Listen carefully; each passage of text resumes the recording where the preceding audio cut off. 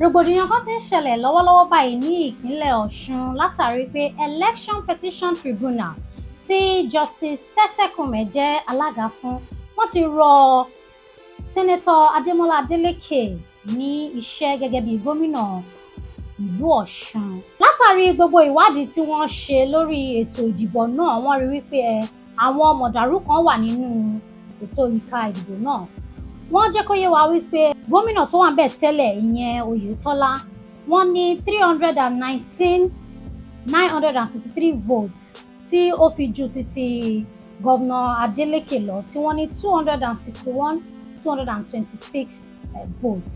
Níbi tí ọ̀rọ̀ dé dúró báyìí lélẹ́yìí lọ́wọ́lọ́wọ́ báyìí tí ó sì ti fa rògbòdìyàn ní ìlú Ọ̀ṣun. Ṣùgbọ́n ọ̀rọ̀ ṣì ń bọ̀ lórí ẹ̀.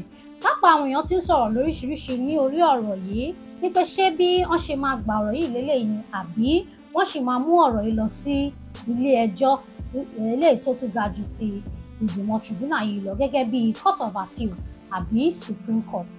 Ọ̀rọ̀ ṣì ń lọ lórí ọ̀rọ̀ yìí lọ́wọ́lọ́wọ́. Gbogbo èyí tí ó bá tún lọ lórí ẹ̀ a ó máa jẹ́ kẹ́ mọ̀ bí ó ṣe ń lọ.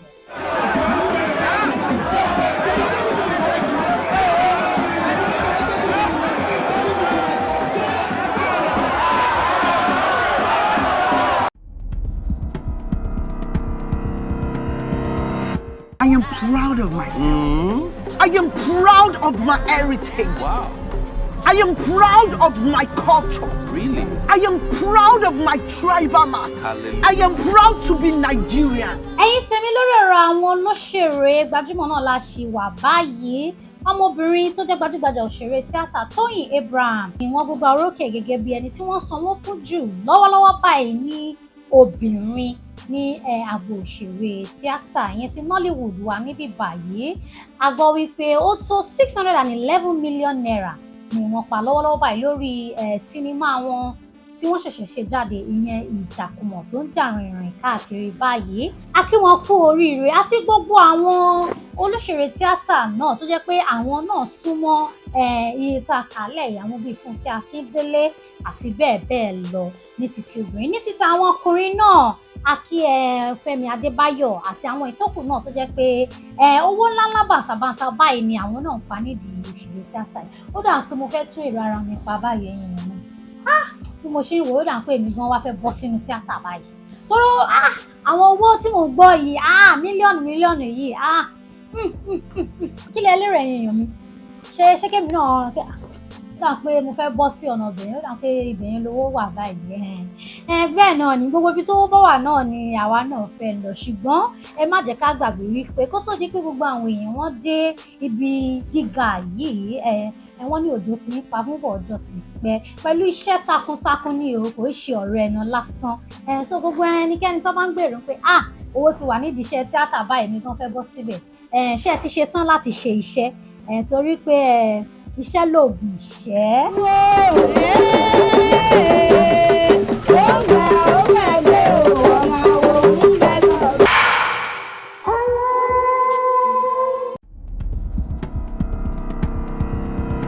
My Ashwaju experience was a long time ago, during the second term of Ajimobi, so rest in perfect peace. We were doing a campaign at Mokbo. I think there were loads of stars on stage. I can remember Uncle Said Balogun was behind me, and someone just pointed at me and said, "Wambi, number." So I was looking behind me, probably Ashwaju was calling someone behind me. So I looked behind and I said, I think Ashwaju is. I said, no, then look more, the number. Bó ṣe ń lọ náà ní ètò ẹ̀yin tèmi, mo lérò pé ń bá mi lọ gẹ́gẹ́ bá ṣe ń lọ létòlétò. Gbajúgbajà olórin nílẹ̀ wa ń bí báyìí Nice Abọ́lọ́rẹ́ Àkàndé tí gbogbo wa mọ̀ sí Nice ti jáde láti wá sọ wípé òun gẹ́gẹ́ bí ẹnìkan o bàbá wa Bọ́lá Ahmed Tinubu òun lẹni tí òun yàn láàyò tóun dẹ̀ dúró gbágbágbá tì báyìí nínú ìdíje ààrẹ orílẹ̀-èdè tó ń bọ̀ lọ́wọ́lọ́wọ́ báyìí. Ó sọ ó ní pé nígbà kan rí nígbà tí àwọn lọ ṣe ayẹyẹ kọ́nsáàtì kan fún àwọn olóṣèlú tí òun kọrin lọ́wọ́ ni òun rí pé bàbá Bọ́lá Ahmed Tinubu yìí wọ́n ké sí òun pé wọ́n arákùnrin yìí wà fún mi ní nọ́mbà aago rẹ kí n lè máa pè torí pé mò ń gbádùn gbogbo àwọn orin tó máa ń kọ mo gbádùn bó ṣe ń ṣeré ẹ, àwọn orin tó ń kọ, àwọn orin tó mọ́gbọ́n dání, àwọn orin tó gbé àṣà àti ìṣe wa yọ ni. Nítorí ìdí èyí lòun ṣe pé ta ni òun níwájú odidi Jagaban tí wọ́n pè òun gẹ́gẹ́ jáde bí ẹnìkan tí wọ́n sọ fún òun pé iṣẹ́ takuntakun ló ń ṣe nídìí iṣẹ́ orin tó ń ṣe yìí. Nítorí ìdí èyí ni òun ṣe wò wípé ẹni tí òun máa dúró tì, ẹni tóun dẹ̀ yàn láàyè lélẹ́yìí. Gẹ́gẹ́ bí gbogbo wa ṣe mọ̀ pé oníkálukú náà ló ní àǹfààní, ló dẹ̀ ní ẹ̀tọ́ láti yan ẹni tó bá wù ú lọ́kàn láàyò pé ẹni báyìí ni òun fẹ́. Kò wá ń ṣe ọmọkùnrin Nice nìkan láti rí lẹ́nujọ́ mẹ́ta yìí. Nínú ìpolongo fún ìbò tí àwọn ẹgbẹ́ APC ṣe láìpẹ́ yìí, a rí àwọn gbajúgbajà òṣèré tíátà náà bíi Fathia Balogun, Saheed Balogun àtàwọn bẹ́ẹ̀ bẹ́ẹ̀ lọ tó fi hàn wípé ẹni tí àwọn náà yàn láàyè táwọn náà dúró gbágbá tì ní Bọ́lá Ahmed Tinubu. Ẹ̀yin tèmi, ta lẹ̀yin yàn láàyè ládùúgbò tí yín lọ́hùn-ún, ta lẹ̀yin dìbò fún? Ṣé Jagaban lẹ jà fún ni, àbí Peter Obi ni, àbí Àtíkù ni, àbí àwọn ìtókù ni, àbí Sowore ni? Gbogbo ẹni tẹ́yin bá ń jà fún, tẹ́ ẹ rò pé wọ́n lè bá wa sún ìlú wa yìí lọ síwájú, tẹ́ ẹ lérò pé wọ́n lè yọ wá kúrò ní gbogbo nǹkan tí ó ń ṣẹlẹ̀ lọ́wọ́lọ́wọ́ báyìí, ẹ jẹ́ kí n mọ̀ nínú comment section. Èmi ò ní tí ìsẹ́ni tẹ́mi dìbò fún yín báyìí. Tẹ́yin bá ti sọ ti yín fún mi, èmi náà àwa jẹ́ kẹ́yin náà mọ̀, wá gbé yín débẹ̀ èyí tí èmi gangan dúró sí. It was a big deal for me because how can someone so busy, how can someone with that repute knows who Nice is? I mean, it's like a different world entirely. He's so busy.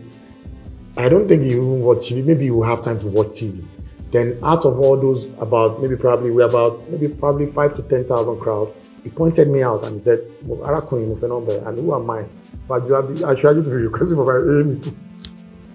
So I think it shows that he's a leader that can have one-on-one with every Nigerian. So I think that's what it means. If a leader can recognize me, it goes a long way.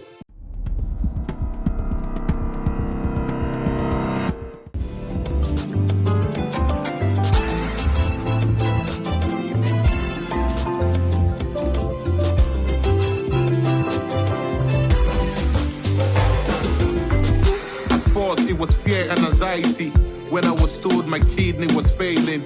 I felt like my body had betrayed me. Gbajúgbajà olórin Idris Abdulkareem ni wọ́n ti jáde láìpẹ́ yìí láti wá kan orin kan láti fi dúpẹ́ lọ́wọ́ ìyàwó wọn, olólùfẹ́ wọn, tó jẹ́ pé ní ìgbà tí wọ́n la àwọn ìlàkọjá kan kọjá, ìyàwó wọn ló dúró tì wọ́n gẹ́gẹ́ bí wọ́n ṣe sọ, tí wọ́n sì tẹ̀ orí èdè èyí kọ orin yìí láti fi jẹ́ nǹkan ìwúrí àti nǹkan ìdúpẹ́, láti fi ẹ̀mí ìmoore hàn fún ìyàwó wọn.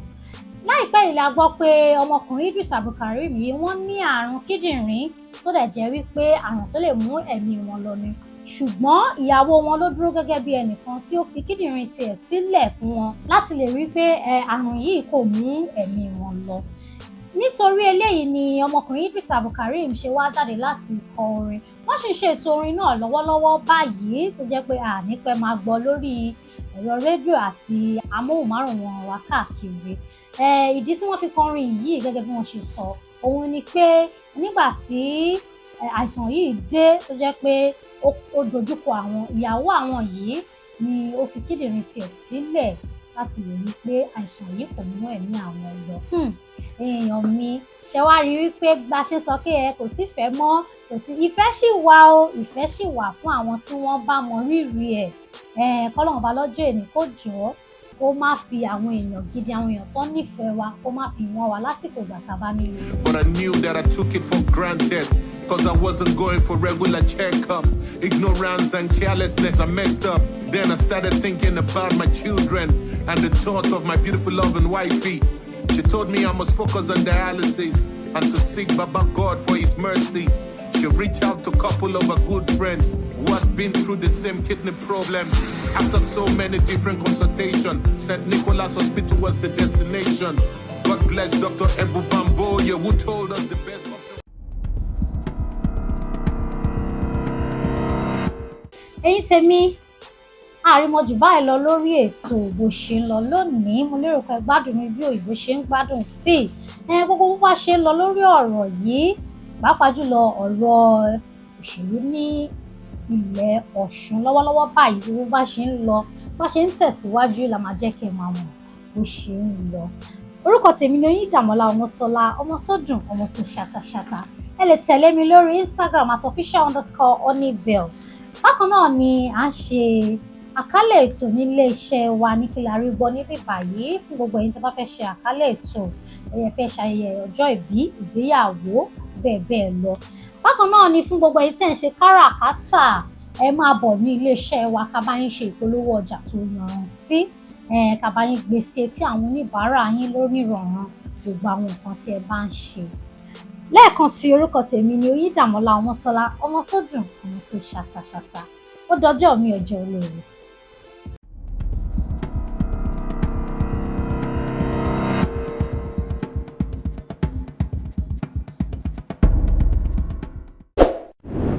Kilarigbo Live TV, ìkànnì amúlùdún àkọ́kọ́ tó ń gbé àṣà àti ìṣẹ̀lẹ̀ Yorùbá lárugẹ. Atagbantagba lóde tagbangba ló ti pápá tó ní kí ló ní tagbangba ó ṣe. Àwọn gbàǹkọ́gbì alárinrin ètò ọ̀dọ́ wa ló sodo sí. Mo lè má lè sọ òyìnbó púpọ̀ but nínú Yorùbá tí mò ń sọ àwọn kan yọ Yorùbá ń bẹ̀. Ṣé báwa náà kọ́ Ọlọ́run ọba ni kámú láti Kilarigbo Unlimited. Kilarigbo Unlimited ládùn ètò tí kò láfiwé. Alárakúàrà. Orí ètò Alárakúàrà ní àwàyè lórí Kilarigbo TV. Mo lo ata, tomatoes, àlùbọ́sà, ẹyin, mo lo carrot, mo dẹ̀ tún fi hot dog náà sí. Mélòó la fẹ́ kà nínú eyín adépèlé KPK kò gbọ̀kẹ̀. Kilarigbo ló ń jẹ́ bẹ́ẹ̀. Ká ṣe àkálẹ̀ àwọn ayẹyẹ lọ́nà tí ìgbàlódé léyìí tẹ́yìn ó sì gbádùn ẹ̀. Ọba sọ́yọ̀ ọ̀rọ̀ jábẹ́sì padà, ìwọ ni Olúwa wá fàyè mi ṣe ìyanu. Kilarigbo Live TV gbọ́n pa ẹ̀. Fún ìpolówó ọjà tàbí àkálẹ̀ èyíkéyìí ayẹyẹ tẹ́ bá fẹ́ ṣe ìyún event coverage pẹ̀lú owó tí ò gani lára. Kilarigbo Live TV, ẹ̀rọ amóhùnmáwòrán tíá.